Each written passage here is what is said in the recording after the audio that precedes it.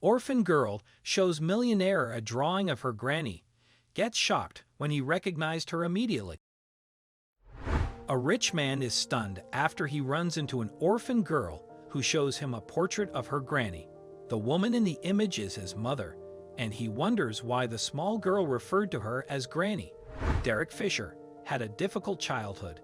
Growing up, he had seen his mother, Rita, work as a seamstress and how they had to make do with the little money they had. They could barely make ends meet, so Rita made the tough decision of putting him in an orphanage run by the Catholics in their town.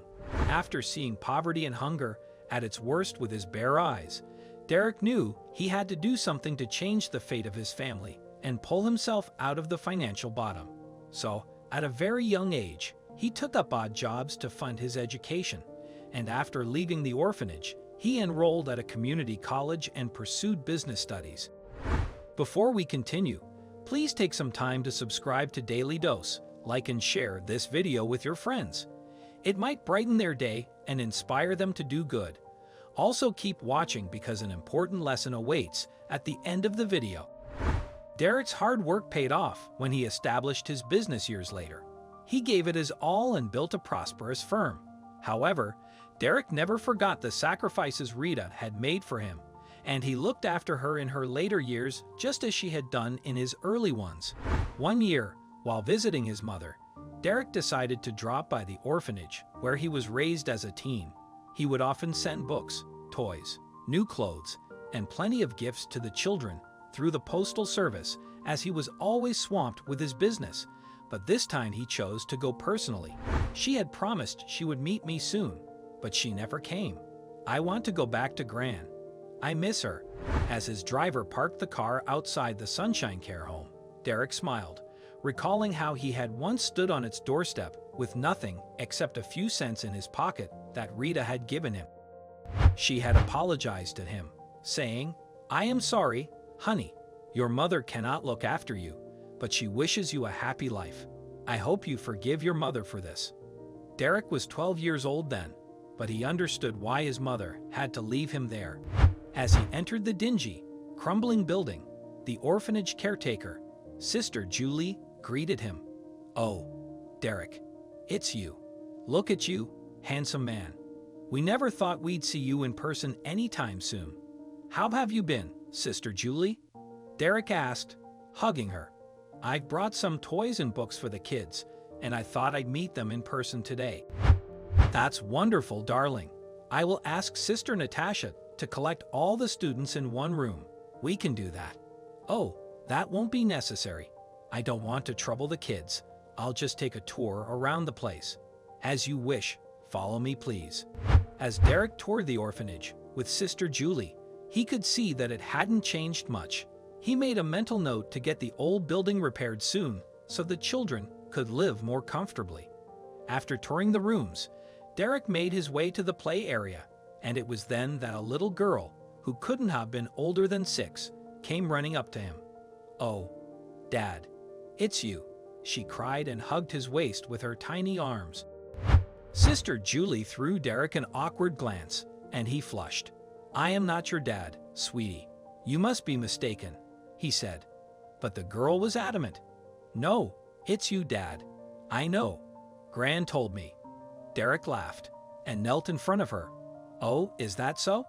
Do I really look like your dad? Then how about I meet your Gran someday?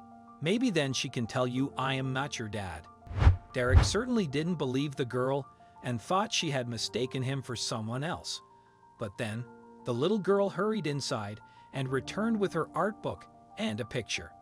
"This is Gran," she said, giving Derek a photograph and her drawing. "I drew Gran today. I'll give it to her when she comes to visit me."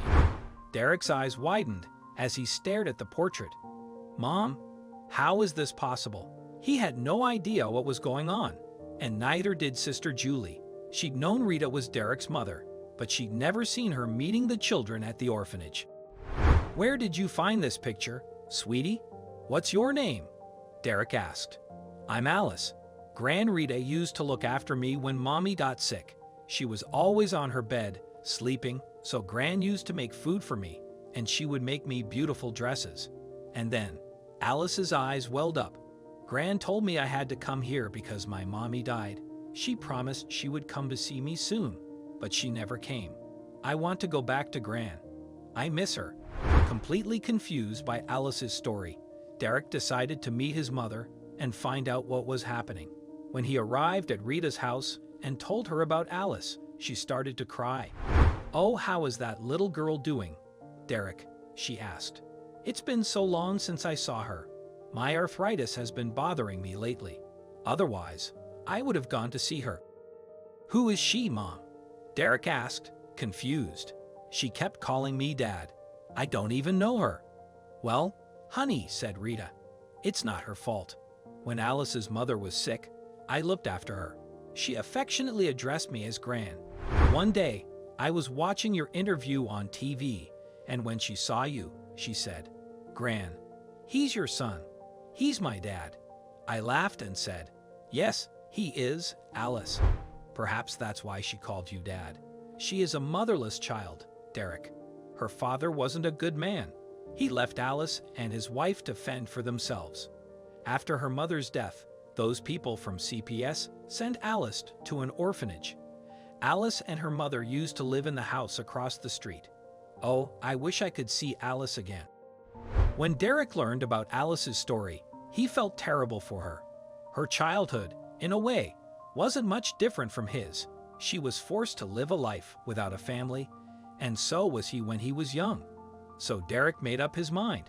He decided to adopt Alice and give her a good life. He approached the orphanage and began the paperwork.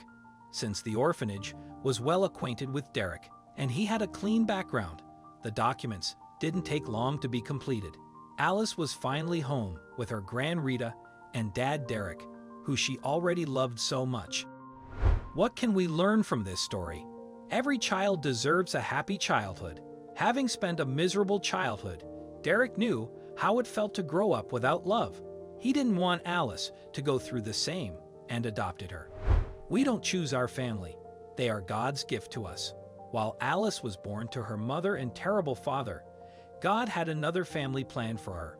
When she finally became a part of that family, she was very happy.